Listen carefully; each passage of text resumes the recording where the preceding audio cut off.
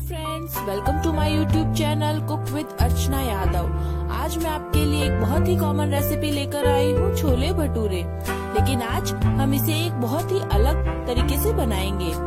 अगर आपको मेरी ये रेसिपी पसंद आती है तो प्लीज आप मेरे चैनल को लाइक कीजिए और सब्सक्राइब कीजिए और साथ में अपने सजेशन और कमेंट्स देना ना भूलिए। भटूरे बनाने के लिए 500 ग्राम मैदा लिया है। इसमें अब 50 ग्राम सूजी ऐड करूंगी। थोड़ा सा नमक ऐड कर लेंगे। 1 छोटी चम्मच चीनी ऐड कर लेंगे। अब इसमें थोड़ा सा बेकिंग सोडा या खाने वाला सोडा ऐड करेंगे। थोड़ी सी फ्लेवर के लिए अजवाइन ऐड करेंगे। मोयन के लिए थोड़ा सा ऑयल डालेंगे इसमें और अब इन सबको अच्छे से मिक्स कर लेंगे। ऑयल अच्छे से मिक्स हो जाना चाहिए।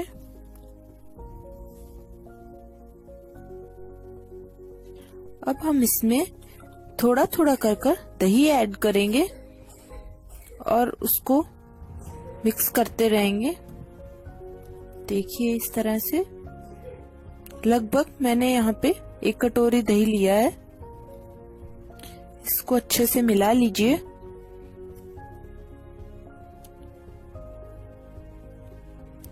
अब इसमें धीरे धीरे गुनगुना पानी, ये थोड़ा हल्का गर्म पानी मिलाकर एक इसका स्मूथ डो बना लेंगे हम इस तरह से। थोड़ा थोड़ा कर ही पानी मिलाना।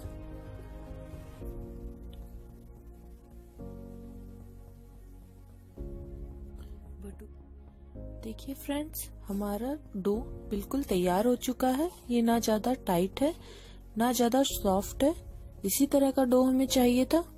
इसको मैं थोड़ा ऑयल लगाकर चिकना कर दूंगी और फिर इसको फर्मेंट होने के लिए 2 से 3 घंटे के लिए धूप में रखूं। देखिए फ्रेंड्स, हमारा तेल गरम हो चुका है। आइए अब हम अपनी सब्जी बनाना स्टार्ट करते हैं। पहले मैं उसमें सारे खड़े मसाले ऑयल में डाल दूंगी।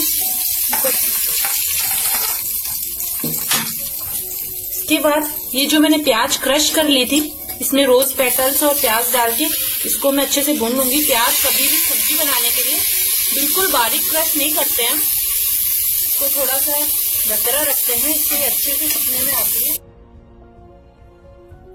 अब मैं प्याज में लहसुन और अदरक का पेस्ट ऐड करूंगी। इसको अच्छे से भून लेंगे जब तक लहसुन और अदरक की कच्चेपन की स्मेल खत्म हो जाए। अच्छे से चलाते हुए भूनते रहेंगे।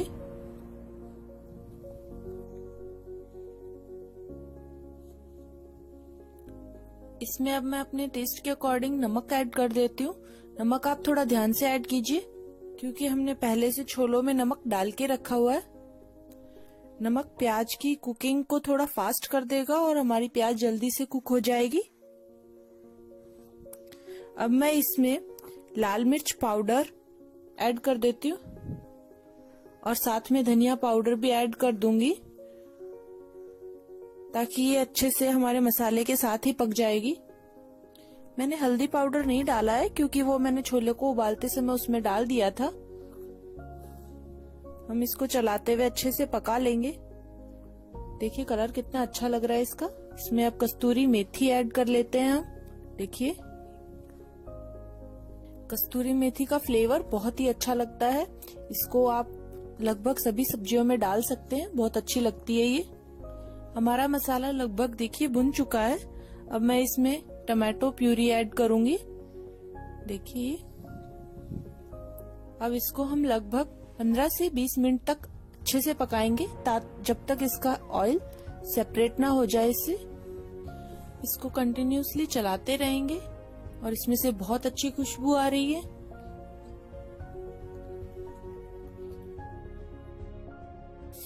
देखिए फ्रेंड्स, हमारा मसाला पक चुका है। ये अब अलग होने लग गया है कुकर से और इसका ऑयल भी सेपरेट होने लग गया है। अब मैं इसमें अपने छोले ऐड कर दूंगी। देखिए इसका कलर कितना अच्छा लग रहा है और इसकी खुशबू तो बहुत ही अच्छी आ रही है। इसमें अपने छोले ऐड कर दूंगी।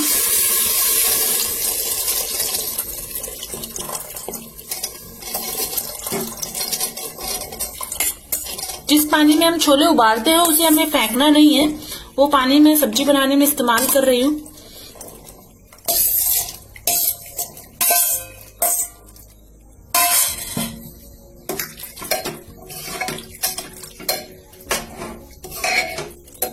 देखिए फ्रेंड्स, हमारी सब्जी का कलर कितना अच्छा लग रहा है। अब इसको ढककर मैं 3 से 4 मिनट और पकाऊंगी। 10 से 15 मिनट हो चुके हैं फ्रेंड्स। देखते हैं हमारी सब्जी, देखिए कितनी अच्छी लग रही है ना, बिल्कुल हलवाइयों जैसी। आइए अब इसको सर्व कर लेते हैं।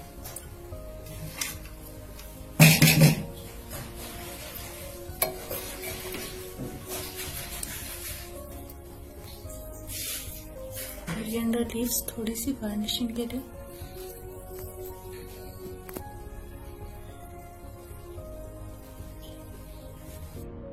फ्रेंड्स, 3 घंटे धूप में रखने के बाद मैंने आटे की रोटी के आकार की लोइयां बनाकर रख ली हैं, इस तरह से। देखिए फ्रेंड्स, हम अपनी लोई को चकले पर रखकर बिल्कुल गोल आकार से बेल लेंगे।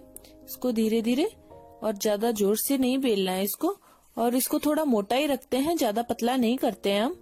अगर आपकी लोई चिपक रही है तो आप थोड़ा सा ऑयल लगा लीजिए, लेकिन सूखा आटा मत लगाइए, क्योंकि सूखे आटे से ऑयल खराब हो जाएगा हमारा तलते वक्त।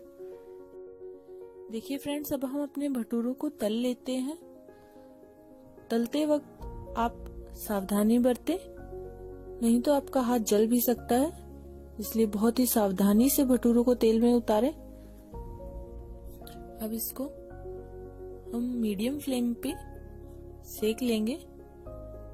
दोनों तरफ से अच्छे से पलट के सेक लेना है। देखिए ये कितने अच्छे से फूल गए हैं। हम अपने सारे भटूरे इसी तरह से तल लेंगे। देखिए फ्रेंड्स, हमने अपने सारे भटूरे तैयार करके प्लेटिंग कर लिए। देखिए ये कितनी अच्छी लग रही है। आप मेरी इस रेसिपी को जरूर ट्राई कीजिए, और आपको पसंद आए तो कमेंट्स भी कीजिए और सब्सक्राइब करना ना भूलें।